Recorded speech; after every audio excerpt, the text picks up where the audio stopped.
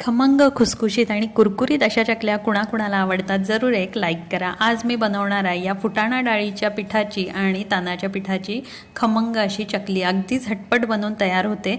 तर तांदळाचं पीठ इथं घेतलेलं आहे 3 वाट्या आणि त्यामध्ये आता ही फुटाणा डाळ जी आहे ती 2 वाट्या घेऊन गरम केलेली आहे। त्यानंतर मिक्सरला याचं पीठ बनवून घेतलंय आणि चाळणीच्या मदतीनं इथं चाळून घेतलेलं आहे। तर या सगळ्याचं प्रमाण मी डिस्क्रिप्शन बॉक्समध्ये दिलेलं आहे।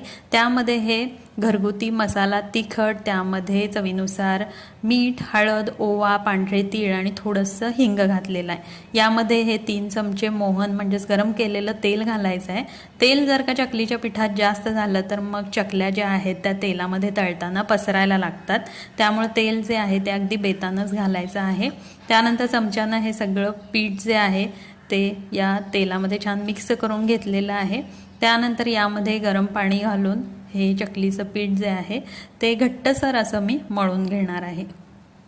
तर ही जी चकलीची पद्धत आहे अगदी सोपी आहे आणि भाजणीच्या चकलीपेक्षा देखील खूप भारी चकल्या होतात। नक्की बनवून बघा। तर आता हे जे पीठ आहे ते मी 15 मिनिटं ठेवून दिलं होतं।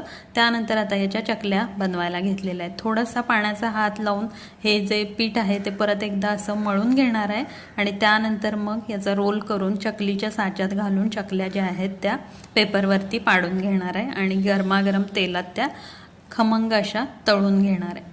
तर झटपट अशा या पिठाच्या चकल्या ज्या आहेत त्या बनून तयार होतात। नक्की करून बघा आणि चव देखील खूप अप्रतिम अशी लागते।